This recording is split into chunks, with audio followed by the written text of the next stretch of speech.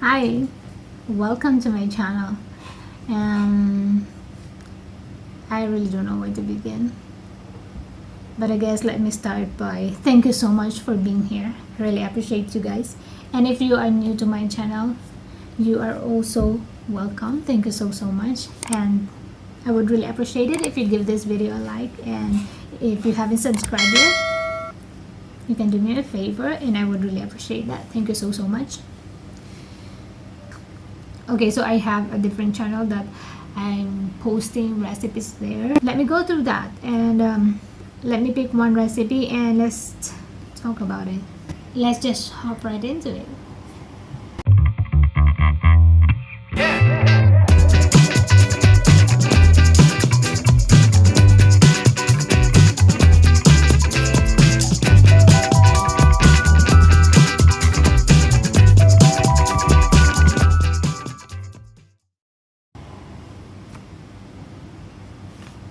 So this, I love the color, by the way. So pandan chiffon cake, as far as my memory, it's from Singapore. This is Singapore's national dish, pandan chiffon cake. You know, this is a pride. Everyone who visits Singapore's everyone who visits Singapore will never go back to their country without a box of chiffon cake. So grateful that I came across this recipe wherein it's really good, like the legit one. It's so simple. Well, if you're a beginner, okay, I'm not gonna be an hypocrite. This is not so simple in terms of making a mirang, but what I'm trying to say is like it's simple actually. It's just that the technique and the patience should be there. So the ingredients is simple because like you need eggs, obviously, flour, sugar, pandan leaves, which is very common in all Asian countries, you know, cream of tartar, baking powder, olive oil. I'm gonna put the link of my original video on the description box. So it's not that hard actually. I guess the challenging part is making the mirang, but other than that it's simple because all you need to have is flour, eggs, definitely, baking powder, cream of tartar for our mirang, and sugar, of course. We will need definitely the pandan leaves. That is the main key here. That's why it's called pandan chiffon cake, right? And then our coconut milk.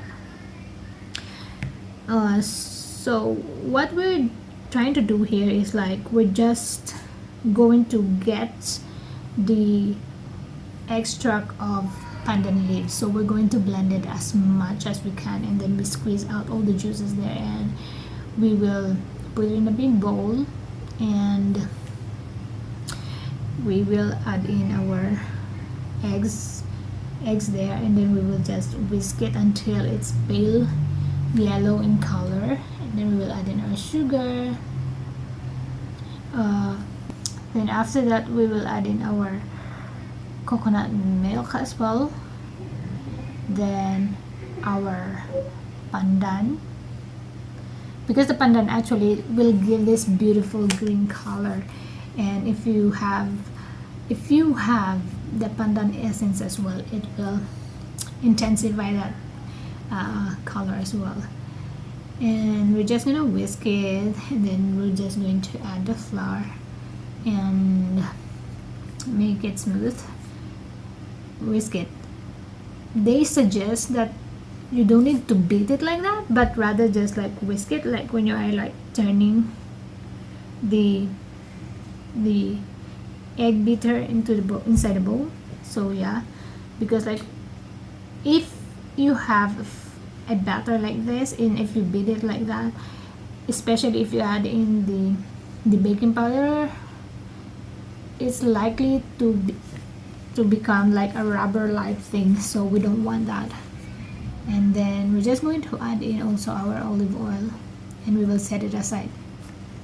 Why olive oil is because I think olive oil is denser than any cooking oil out there, so that the more dense it is, the more it keeps the moisture, I guess. But don't get me wrong, we don't need so much for that one. So as I said, if you're a beginner like me, when I do this recipe, I strictly follow all the measurements, and I'm so happy for the result. So now we're gonna be doing the egg whites. So the egg white actually will determine our chiffon cake. This is the time when I failed so many times way back. I'm trying the chiffon cake.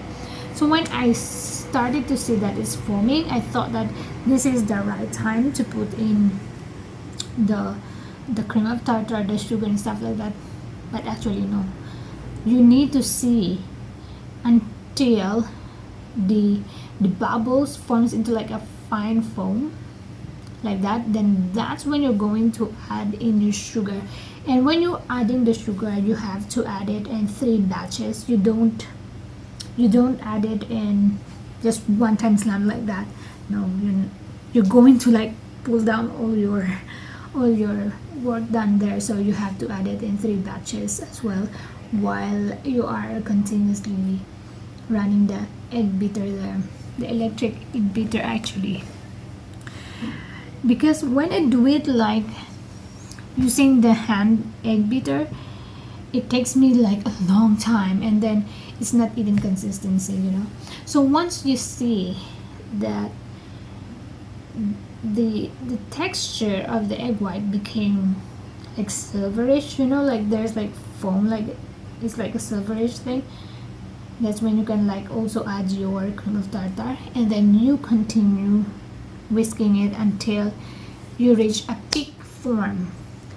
So the peak form actually is where I always fail, because like I thought that when it's like too foamy, I thought it would be like that, but actually it's not. So she described in her cooking book that you need to check if it doesn't drop within 30 seconds, right? And it leaves the trail in the bowl and it lays there for 30 seconds. That's when you know. That's when you know that you have the perfect meringue and you will never go wrong. Well, until this next procedure, if you do it wrong, actually, adding the egg whites into the egg yolk mixture is very important also. Yes, how can I forget that? Because this time you don't need to use the egg whisker anymore, but rather you have to use the spatula, and then you have to fold in like an 8, how you write an 8 number. So it should be like that when you try to combine the egg yolk and egg white, because if you beat it, you are going to like make all the effort of the meringue thing like gone, you know. And that's the reason why also that you need to add it in 3 batches, so that you will have this smooth and fluffy chiffon cake like this. And obviously very important is that you have a preheated oven. So I'm using a convection oven here during this time. This oven is like really good. And also before we go to bake it actually, and just before baking, after we pour it in a springform pan, right, we need to like really like, how do you say it, slap it on the countertop, like literally drop it. I dropped it like 3 times actually, because at this point you are not adding and combining the ingredients, but rather you are trying to let all those air bubbles out, because we don't want our cakes to be very holy. We are not trying to achieve a croissant texture in here, you know. We're trying to have that sponge like texture. my interpretation. Yeah, so you have to drop it, and then all those airs that incorporated inside when we are folding will escape automatically.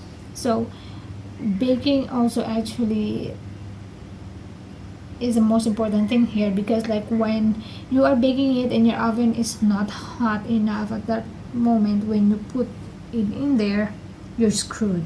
All your efforts is wasted. Okay, one major thing is like after baking, you have to turn your pan upside down. She specifically said that by doing this, actually, you are keeping the moisture inside. Yes, because when it's in an upright position, that the moisture, the heat, right, the steam will just go evaporate like that. Thus, you will have a very dry sponge cake. But by inverting it, after you bake, after you take it out from the oven, will help you retain as much moisture as possible, like what you are seeing it here. So I guess what's the main lesson here for me is, as long as you know how to follow instructions, if you are obedient enough and if you are patient enough, you will really have that very good results. Yeah, I believe so. So thank you so much, guys, for staying with me, and I'm gonna link the full recipe on the description below. Thank you so much for watching, and see you again.